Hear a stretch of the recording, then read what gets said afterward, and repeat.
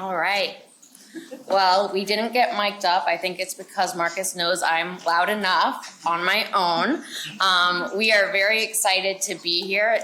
Even though we've spoke at other conferences, even this year, this feels very different to be in a room surrounded by our colleagues, our professors, and the whole MMR community, as well as peers from our own MMR class that we haven't had to present in front of for about 9 years for me, so a little nerve-wracking.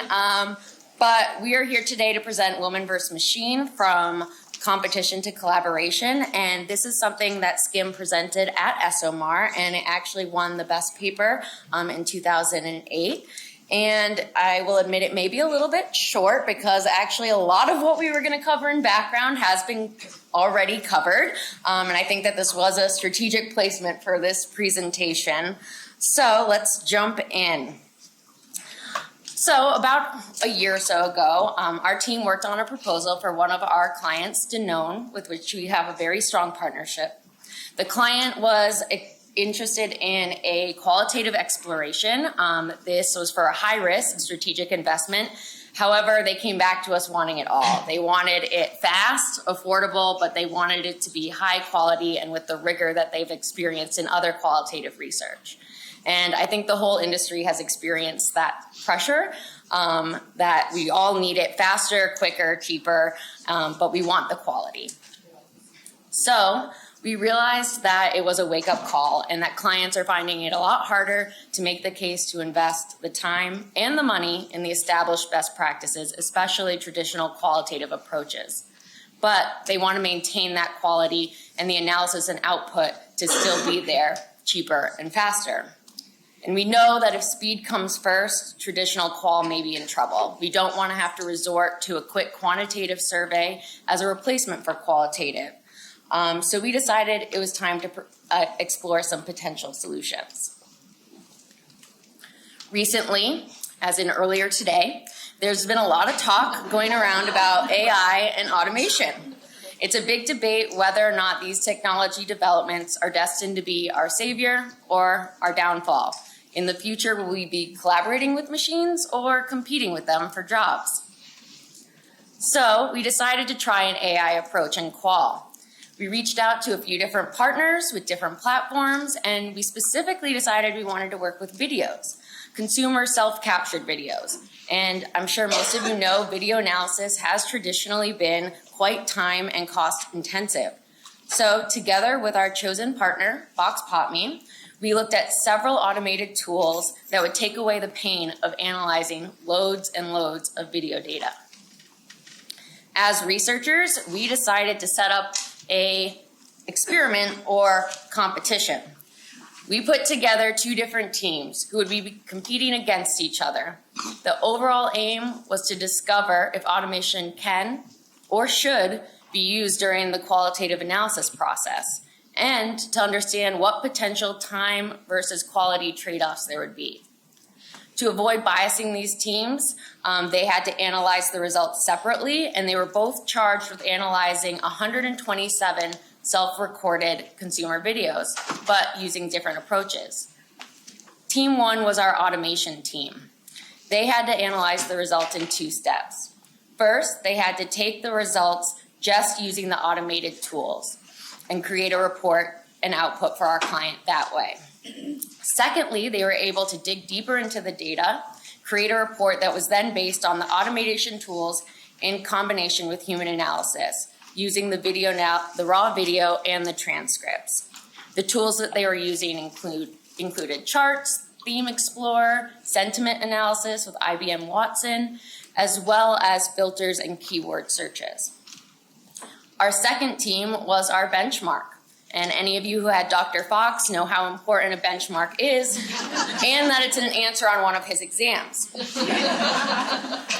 So our second team had to analyze the results human analysis only, using the raw videos and transcripts. To avoid any bias, we enrolled our client to be the judge. He would decide which report met his needs, which one was he able to act on, not knowing how it was created or with what tools.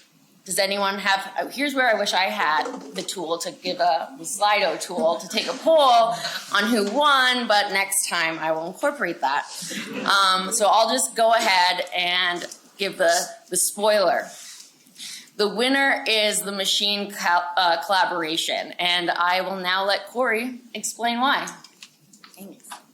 All right, so if we start with deck one, the one that relied the most on automated analysis and the least amount on human analysis, we found that this was not sufficient as a final deliverable. Although it only took 2 days to put together, this trade-off was too big because the client determined that it would not be able to be used to make business decisions.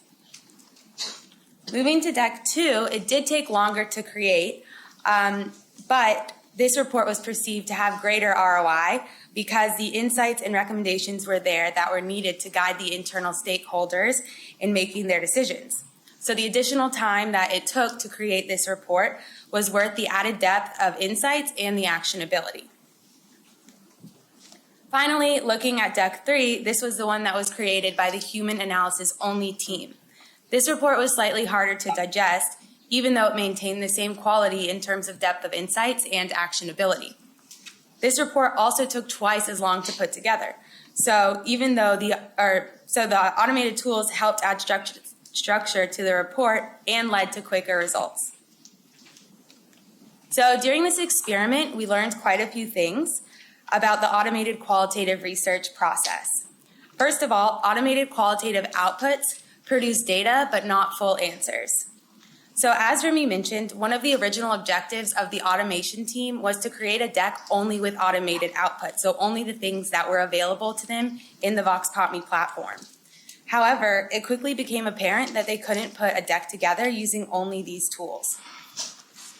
On top of the videos that we had in our study, we also had a few closed-in quantitative questions.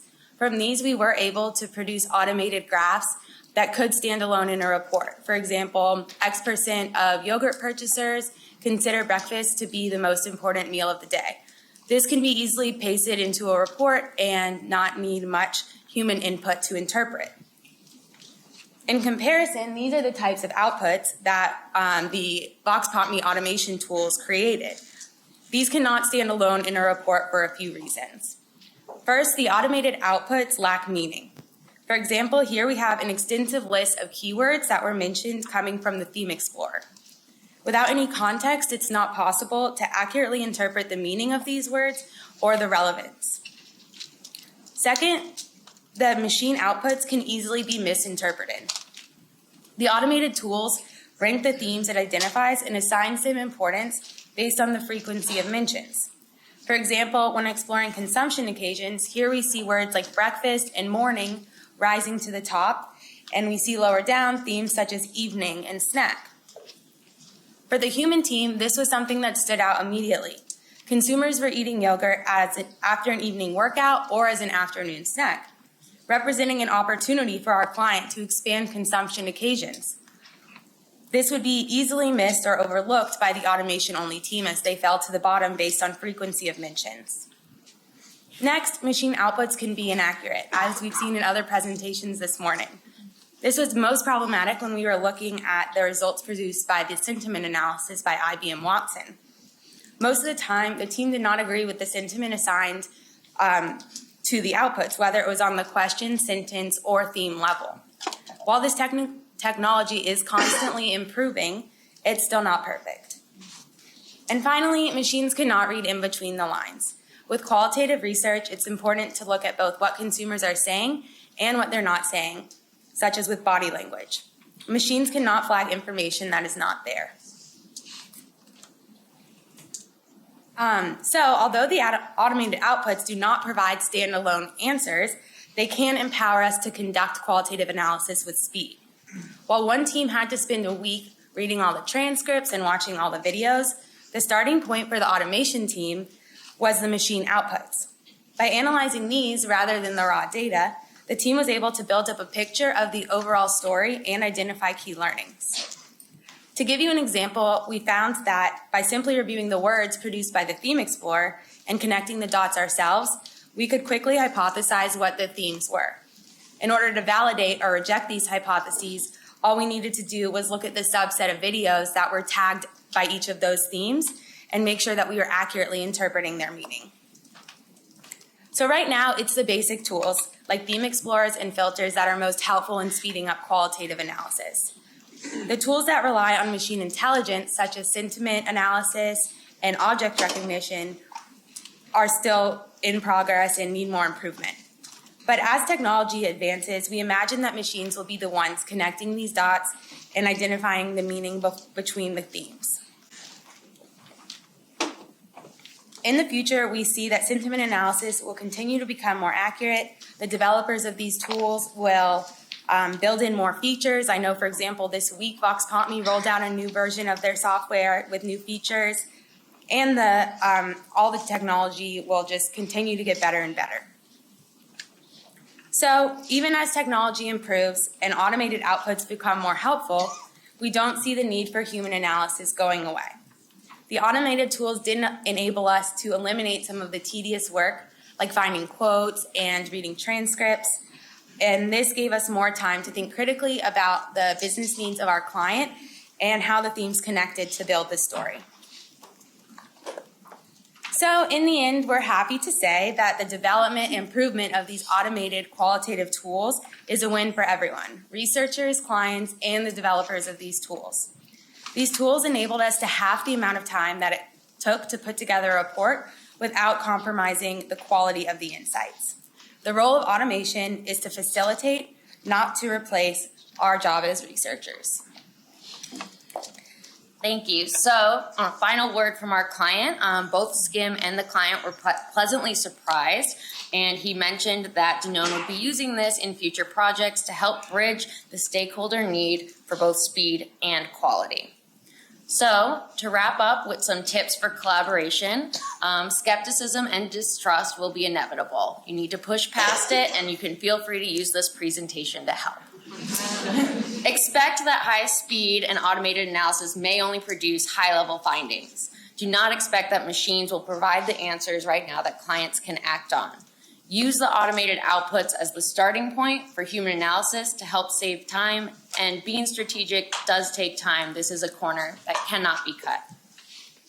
So, with that, thank you so much for your time, and we recognize that we are standing between you and lunch, but we are happy to take questions.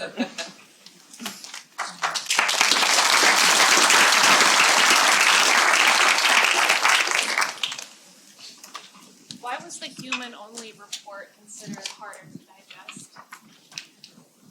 So the human-only report, it didn't have some of the structure that the report with both the automated tools and the human analysis had, because the one that had both, we had that theme explorer to really identify what the themes were and build the structure around the themes, and the human analysis team wasn't able to put that same structure together without the help of the automation.